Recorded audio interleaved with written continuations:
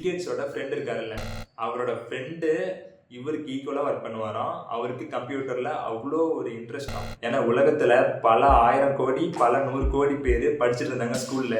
ஆனால் ஏதோ ஒரு மூலையில் இருந்த அந்த ஒரு ஸ்கூலில் மட்டும்தான் கம்ப்யூட்டரை இன்ட்ரடியூஸ் பண்ணுறாங்க. மலைச்சரிவு மாதிரி வந்து அது விழுந்து அங்கேயே இறந்துட்டாங்க. ஒரே ஒரு இன்ஜுரி போதும் உங்களோட வாழ்க்கையை முடிச்சு கட்டுறதுக்கு. ஒரு 4 மாதத்துக்கு முன்னாடி நான் ஆஸ் யூஷுவலாக ஒர்க் அவுட்டு அப்புறம் பஞ்சிங் ப்ராக்டிஸ் கொஞ்சம் ஃபாஸ்ட் எபிலிட்டி இன்க்ரீஸ் பண்ணுறதுக்கோசரம் பண்ணிட்டு இருந்தேன். அப்போது என்ன ஆச்சுன்னா, நான் நார்மலாக ஆஸ் யூஷுவலாக அன்றைக்கி டைம் இல்லாமல் காலேஜ் போயிட்டு வந்துட்டு டைம் இல்லாமல் நான் கீழே பண்ண ஆரம்பிச்சிட்டேன். அதை வீட்டில் வந்துட்டு வெளில இருந்தாங்க, நான் வெளியே வண்டி நிற்கிற இடத்துல பண்ண ஆரம்பிச்சிட்டேன். அதை அப்படி பண்ணிகிட்டு இருக்கும்போது நான் ஃபாஸ்ட்டாக பண்ணிகிட்டே இருந்தேன்னா பண்ணிகிட்டு இருக்க ஃபாஸ்ட்டாக போய் கதவில் அடிச்சுக்கிட்டேன். அதுவும் கதவோட எட்ஜில் இந்த சென்டர் ஃபிங்கர் இருக்குல்ல, மிடில் ஃபிங்கர், அதோட நக்குள்ள பயங்கர இன்ஜுரி ஆயிடுச்சு. இன்ஜுரினா அது பெரிய அடியே சத்தம் வந்துட்டு பயங்கரமாக கேட்டுச்சு. உள்ளே கேட்டுச்சுனாங்க. என்னடா சத்தம்னு சொல்லிட்டு கத்துனாங்க. நான் வந்துட்டு ஒன்றும் இல்லை, ஜஸ்ட் இடிச்சுக்கிட்டேன் அப்படின்னு தான் சொன்னேன். அது வந்துட்டு ஒரு பெரிய இம்பேக்டாக ஆயிருக்கு. இப்போது என்ன ஆச்சுன்னா, நான் ஃபஸ்ட்டு இடித்ததை நான் பெருசாக கன்சிடரே பண்ணிக்கல.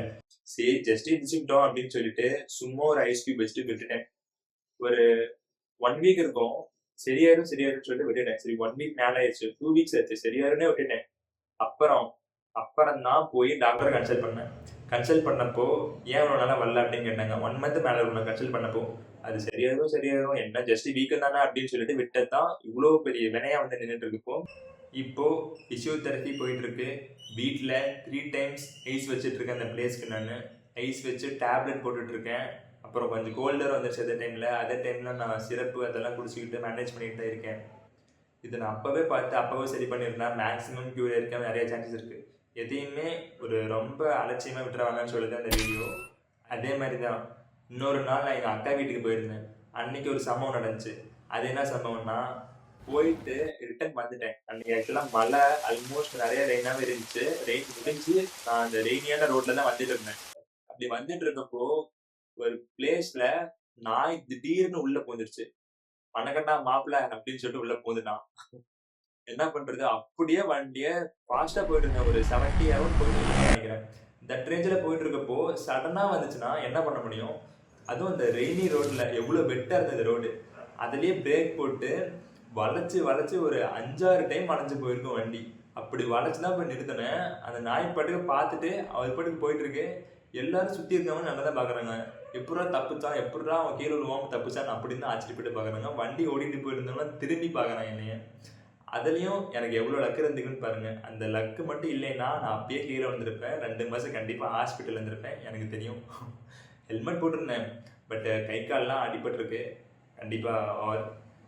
அது வந்துட்டு ஒரு இன்னொரு லக்கு கூட சொல்லலாம். ஆக்சுவலாக நான் ஃபஸ்ட்டு பைக்கில் போகிறதா இருந்துச்சாங்க. பைக்கில் போயிருந்தேன்னா அவங்க பைக்கில் போயிட்டு வரப்போ பைக் வந்துட்டு கொஞ்சம் பெரிய பைக், கண்ட்ரோல் பண்ணியிருக்க முடியாது. ஓகே, அடுத்து ஸ்கூட்டியில் போகிற மாதிரி இருந்தது. அது வந்துட்டு சம்திங் எங்கள் அப்பாவோட ஸ்கூட்டி. அது இன்னொன்று எங்கள் அம்மாவோட ஸ்கூட்டி இருக்கு. எங்கள் அப்பாவோட ஸ்கூட்டி நான், எங்கள் அப்பா அம்மா 3 பேர் தான் போனோம். எங்கள் அப்பா அம்மா ஒரு ஸ்கூட்டியில் வந்தாங்க, நான் ஒரு ஸ்கூட்டியில் போனேன். அப்படி போயிட்டு வரப்போ தான் இந்த இன்சிடென்ட் ஹேப்பன் ஆச்சு. அப்படி வந்துட்டு இருக்கப்போ தான் நான் எங்கள் அப்பாவோட ஸ்கூட்டியில் தான் போனேன். வரப்போ எங்கள் அம்மாவோட ஸ்கூட்டியில் தான் வந்தேன். எங்கள் அப்பாவோட ஸ்கூட்டி கொஞ்சம் பெருசுனா நார்மலான ஸ்கூட்டி தான். அதை விட சின்னதாக எங்கள் அம்மாவுது. அந்த ஸ்கூட்டியில் தான் நான் வந்தேன். அப்படி வரப்போ தான் இந்த இன்சிடென்ட் ஹேப்பன். அந்த சின்ன ஸ்கூட்டியே இருக்கங்காட்டியும் தான் நான் அதை கண்ட்ரோல் பண்ணி மேனேஜ் பண்ணேன். அப்படி அந்த பைக்கில் வந்திருந்தாலோ இல்லை எங்கள் அப்பா ஸ்கூட்டியில் வந்திருந்தாலோ கண்டிப்பாக அதை பண்ணியிருக்கவே முடியாது. திஸ் இஸ் லக் ஃபேக்டர் எவ்வளோ முக்கியம் லைஃப்லன்னு சொல்லி தெரிஞ்சுக்கோங்க. ஒரு மனுஷனுக்கும் அங்கங்கே லக் இருக்கும். நிறைய டைமில் நீங்களுமே இந்த மாதிரி ஏதோ ஒரு இன்சிடென்ட்லேருந்து தப்பிச்சு வந்திருப்பீங்க. மேக்ஸிமம் ஆஃப் த பீப்புள் கண்டிப்பாக ஃபேஸ் பண்ணியிருப்பீங்க. அந்த மரணத்தோட உச்சி நுனியிலேருந்து அப்படி தப்பிக்கிறது அது வந்துட்டு ரொம்ப லக் இருக்கணும் அதுக்கு. இப்போது நான் இதை மைக்ரோசாஃப்ட் கம்பெனி கூட ரிலேட் பண்ணி பேச போகிறேன். Microsoft company Bill Gates and Allen அப்படின்னு சொல்லிட்டு 2 பேரால் உருவாக்கப்பட்டது. அப்படி உருவாக்கப்பட்டு தான் இப்போ இவ்வளோ பெரிய $1 பில்லியன் கம்பெனியாக வளர்ந்து வந்து க்ரோவ் ஆகி நின்றுட்டுருக்கு. இன்னும் வளர்ந்துக்கிட்டே தான் இருக்குது. ஆக்சுவலாக மைக்ரோசாஃப்ட் எல்லாத்தையும் யூஸ் பண்ணுறாங்க. ஓகே, அதை பற்றி தேவையில்ல. அதில் என்ன கதைன்னா, நம்ம ஒரு 17 ஏஜ் இருக்கும். 17 ஏஜில் அவரும் அப்போது கம்ப்யூட்டர் இன்ட்ரடியூஸ் ஆனவன் தான். ஏன்னா அது 1970 சம்திங் 70ஸோ 65 சம்திங் அந்த மாதிரி டைம்லேயே பில் கேட்ஸ் அவங்கெல்லாம் கம்ப்யூட்டருக்கு இன்ட்ரடியூஸ் ஆகிட்டாங்கல்ல. அது வந்துட்டு ரொம்ப அதுக்கே லக்கு வேணும் ஃபஸ்ட்டு. ஏன்னா உலகத்தில் பல 1000 கோடி பல 100 கோடி பேர் படிச்சுட்டு இருந்தாங்க ஸ்கூலில். ஆனால் ஏதோ ஒரு மூலையில் இருந்த அந்த ஒரு ஸ்கூலில் மட்டும்தான் கம்ப்யூட்டரை இன்ட்ரடியூஸ் பண்ணுறாங்க. அங்கே மட்டும்தான் அந்த கம்ப்யூட்டர் இருக்குது. வேறு ஏதாவது யூனிவர்சிட்டியில் கூட நிறைய இடத்துல அந்த கம்ப்யூட்டர் இல்லை. அங்கே பில்கேட்ஸுக்கு இன்ட்ரடியூஸ் ஆன கம்ப்யூட்டர் ஒரு பிக் லக் ஃபேக்டர் தான். அந்த லக் ஃபேக்டரை மட்டும் தெரிஞ்சுக்கோங்க. நெக்ஸ்ட்டு வந்துட்டு அவரோட சேர்ந்து 3வது கோஃபவுண்டர் ஆர் ஃபவுண்டராக அந்த கென்ட் எவன்ஸ் வந்துட்டு இருந்திருப்பார். ஆலன் அண்ட் பில்கேட்ஸோட ஃப்ரெண்ட் கென்ட் எவன்ஸ். அவருமே 3வது ஃபவுண்டராக இருந்திருப்பார் மைக்ரோசாஃப்ட்டுக்கு. அப்படி இல்லாமல் போனதுக்கான ரீசன் என்னென்னா, அது ஒரு கோஇன்சிடெண்ட்டாக ஒரு மலை ஏறியிருக்காரு, மலைக்கு போயிருக்காரு. அந்த மலையிலேருந்து சம்திங் மலைச்சரிவு மாதிரி வந்து அது விழுந்து அங்கேயே இறந்துடுறாரு. Very sad moment. என்ன பண்ண முடியும்? அவ்வளோ டேலண்ட் இருந்தாலும் அந்த லக் பேஸ் இல்லைன்னா நம்ம ஒன்றும் பண்ண முடியாது. வாழ்க்கை இன்னைக்கு நாளைக்கு எப்போ வேணால் என்ன வேணால் ஆகலாம். இருக்க வரைக்கும் ஜாலியாக இருந்துட்டு போனோமா, அவ்வளோதான். சந்தோஷமாக இருங்க, ஜாலியாக இருக்கலாம். டாட்டா.